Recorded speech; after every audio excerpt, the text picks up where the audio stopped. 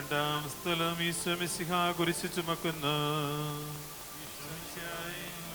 ആരാധിക്കുന്നു. എന്തുകൊണ്ടെന്നാൽ വീണ്ടും രക്ഷിച്ചു. ഭാരമേറിയ കുരിശും ചുമന്നുകൊണ്ട് അവിടുന്ന് മുന്നോട്ട് നീങ്ങുന്നു. ഈശോയുടെ ചുറ്റും നോക്കുക, സ്നേഹിതന്മാർ ആരുമില്ല. യൂദാസ് അവിടുത്തെ ഒറ്റിക്കൊടുത്തു, പത്രോസ് അവിടുത്തെ പരിത്യജിച്ചു, മറ്റു ശിഷ്യന്മാർ ഓടി ഒളിച്ചു.